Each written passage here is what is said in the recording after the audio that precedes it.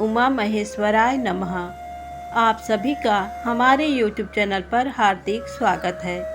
ज्येष्ठ मास महात्म्य में आज सुने आगे की कथा। आज की कथा है उत्तरार्क सूर्य की महिमा, सुलक्षणा की तपस्या और उस पर शिव पार्वती की कृपा। स्कंद जी कहते हैं, काशीपुरी की उत्तर दिशा में उत्तम अर्क कुंड है, जहाँ भगवान सूर्य उत्तरार्क नाम से निवास करते हैं। मुने, वहाँ जो इतिहास घटित हो चुका है उसको सुनो। काशीपुरी में प्रियव्रत नाम से प्रसिद्ध एक ब्राह्मण थे, जो आत्रेय कुल में उत्पन्न, सदाचारी तथा अतिथि जनों के प्रेमी थे। उनकी पत्नी अत्यंत सुंदरी तथा उत्तम व्रत का पालन करने वाली थी। वह घर के काम काज में बड़ी चतुर तथा पति की सेवा में तत्पर रहने वाली थी। ब्राह्मण ने अपनी पत्नी से एक उत्तम लक्षणों वाली कन्या को जन्म दिया। वह कन्या मूल नक्षत्र के प्रथम चरण में उत्पन्न हुई थी। उस समय बृहस्पति केंद्र में थे। ब्राह्मण की वह कन्या पिता माता के घर में दिन दिन बढ़ने लगी।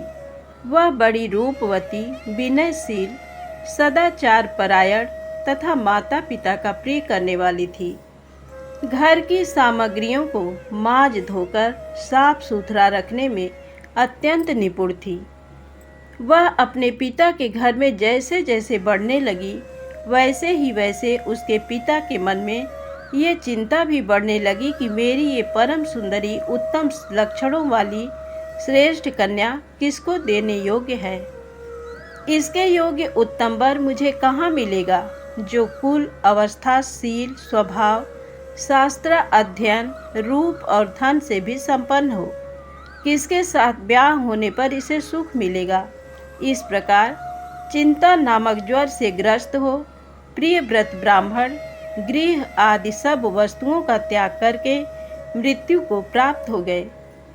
पिता के मरने पर उस कन्या की पतिव्रता माता भी कन्या को अकेली छोड़कर पति के पीछे चली गई। पतिव्रता का पालन करने वाली सहधर्मिणी का ये धर्म ही है कि वह पति के जीते जी तथा मरने पर भी पति के ही साथ रहे। पुत्र, पिता, माता और बंधु बांधव, इनमें से कोई भी पति के सदृश स्त्री की रक्षा नहीं करते। स्त्री अपने पति के चरणों की जो सेवा करती है, वह सेवा ही सर्वत्र उसकी रक्षा करती है। माता पिता के मरने पर वह सुलक्षणा नाम वाली कन्या दुख से व्याकुल हो उठी। उसने उनके अर्ध दैहिक संस्कार करके दशाह आदि क्रियाएं संपन्न की और अनाथ एवं दीन होकर वह बड़ी भारी चिंता करने लगी। अहो, मैं पिता माता से हीन, असहाय अबला, इस संसार सागर के उस पार जहाँ पहुँचना अत्यंत कठिन है, कैसे जा सकूँगी, क्योंकि स्त्री भाव सबके द्वारा तिरस्कृत होने वाला है। मेरे माता पिता ने मुझे किसी वर को अर्पण नहीं किया।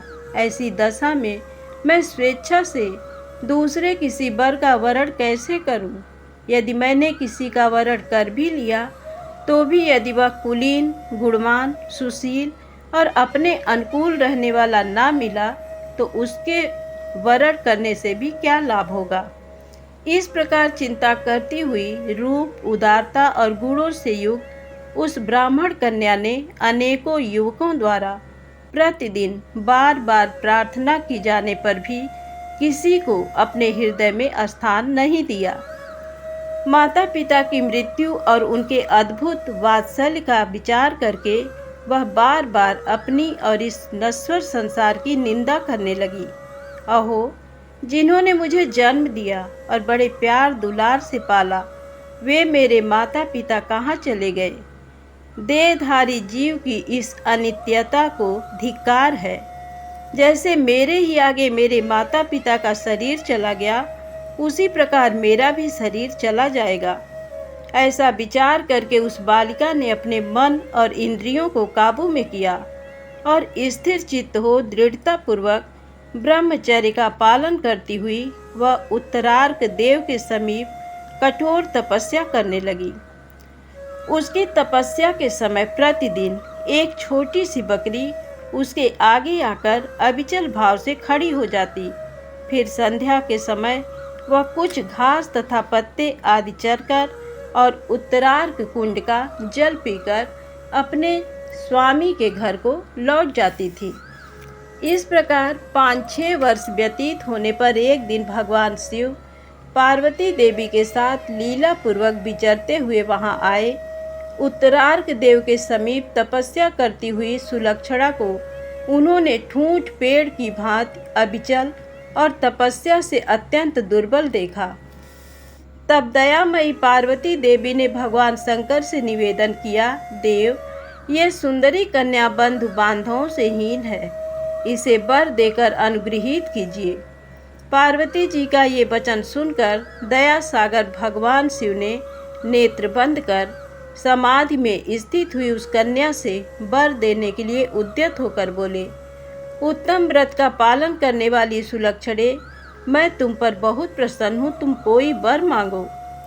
महादेव जी की ये अमृत वर्षणी बाणी सुनकर सुलक्षणा ने जब नेत्र खोले तब देखा सामने वरदान देने के लिए उद्यत भगवान त्रिलोचन खड़े हैं और उनके वामांग भाग में देवी उमा विराजमान है। उन दोनों का दर्शन करके सुलक्षणा ने हाथ जोड़कर प्रणाम किया। इतने में ही उसे अपने आगे खड़ी हुई वह बकरी दिखाई दी। तब वह सोचने लगी, इस जीव लोक में अपना स्वार्थ सिद्ध करने के लिए कौन मनुष्य जीवन नहीं धारण करता है, परंतु जो परोपकार के लिए जीवन धारण करता है उसी का जीवन धारण सफल है। मन ही मन ऐसा विचार कर उसने भगवान शिव से कहा, कृपा निधान, यदि आप मुझे वर देना उचित समझते हैं तो पहले इस बेचारी बकरी पर अनुग्रह कीजिए।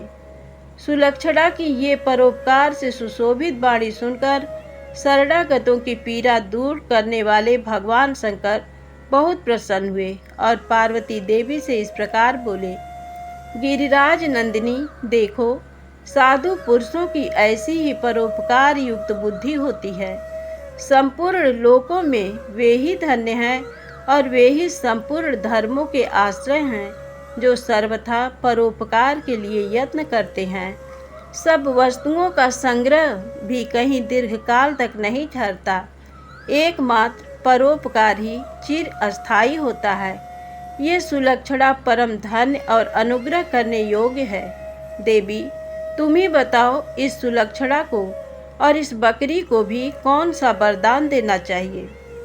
तब पार्वती देवी ने कहा, भगवान, ये शुभ आचरणों वाली सुलक्षणा कल्याण के लिए उद्योग करने वाली है। ये मेरी सखी होकर रहे। ये बाल ब्रह्मचारिणी है, इससे मुझे अत्यंत प्रिय होगी। मेरी इच्छा है कि ये दिव्य शरीर धारण करके सदैव मेरे समीप निवास करे।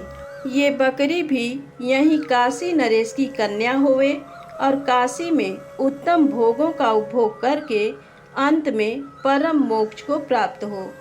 इसने सूर्योदय से पहले इस कुंड में स्नान किया है, इसलिए इस अर्क कुंड का नाम आज से बरकरी कुंड हो जाए। यहाँ सब मनुष्यों के द्वारा इस बरकरी की प्रतिमा पूजनीय होगी।